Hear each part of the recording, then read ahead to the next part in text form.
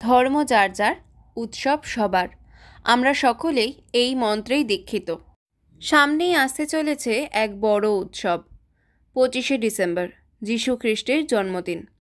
আমরা বাঙালিরা এই দিনটিকে বড়দিন হিসাবে অভিহিত করি। তবে বড়দিন কি শুধুই যীশু খ্রিস্টের জন্মদিন? আর কি কিছু আছে এই দিন? চলো তবে আজ একটু এই নিয়ে আলোচনা করা যাক।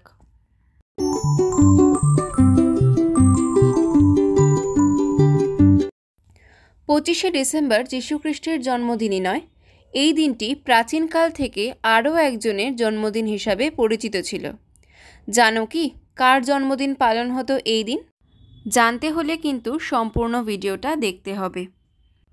আমরা যদি ভৌগোলিক দিক থেকে দেখি তবে আমরা জানতে পারবো যে এই সময় সূর্যের দক্ষিণায়নান্ত দিবস, অর্থাৎ বলতে পারি যে সূর্যের দক্ষিণায়নের শেষ এবং উত্তরায়ণের শুরুর সময়। এই সময় থেকেই দিন বড় এবং রাত ছোট হতে শুরু করে। অর্থাৎ এই সময় থেকেই শীতের শুষ্কতার ওপর বসন্তের প্রভাব পড়তে শুরু করে। আর ঠিক এই সময়কালটিকেই প্রাচীনকাল থেকে সকলে বেছে নিয়েছিলেন সূর্যদেবের উপাসনার জন্য।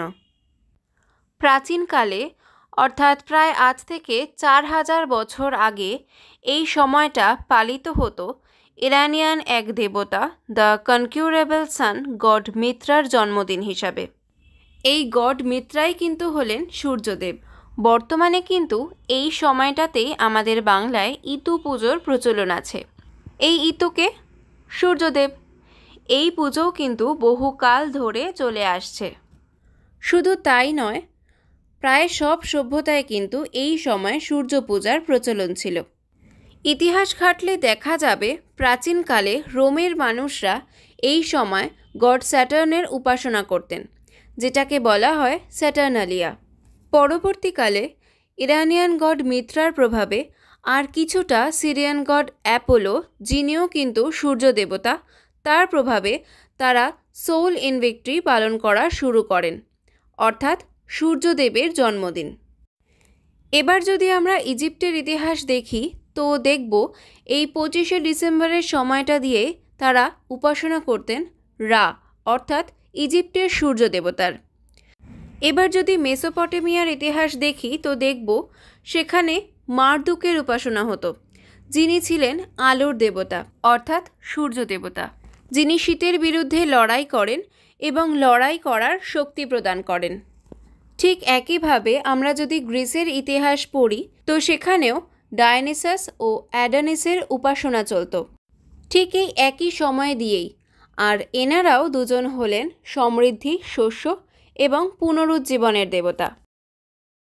তাহলে ইতিহাস দেখলে আমরা জানতে পারছি যে এই সময়টা পূর্বেও পালিত হতো উৎসবের আকারে, বিভিন্ন সময় বিভিন্ন সভ্যতায় সূর্যদেবের উপাসনার মাধ্যমে।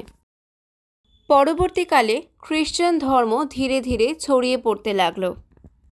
ঔপনিবেশিকতা শুরু করলো ছড়িয়ে পড়তে। সেই সময় মানুষ তাদের এই সূর্য পুজোর যে সংস্কৃতি তা প্রতিস্থাপন করে যীশু খ্রিস্টের জন্মদিনের উৎসব ক্রিসমাস বা বড়দিন দিয়ে। বর্তমানে ধুমধাম করে পালিত হয় যীশু খ্রিস্টের জন্মদিন। সমগ্র বিশ্ব সেজে ওঠে আলোর রোশনাইতে। চারিদিক সেজে ওঠে এক নতুন রূপে। বাচ্চারা এই সময় মনে করে তাদের কাছে সান্টা ক্লজ আসেন নতুন নতুন উপহারের ঝুলি নিয়ে। কেক কাটিং, খাওয়া দাওয়া, আনন্দ উপভোগ ইত্যাদির মাধ্যমে শুরু হয় নতুন বছরের জন্য দিন গোনা। আর মাত্র কটা দিন পরেই আসতে চলেছে এই বড় উৎসব যীশু খ্রিস্টের জন্মদিন, ক্রিসমাস বা বড়দিন। আর তারপরেই নতুন বছরের সূচনা। বছরের এই শেষ কটা দিন সকলের খুব আনন্দে কাটুক, এই কামনাই করি।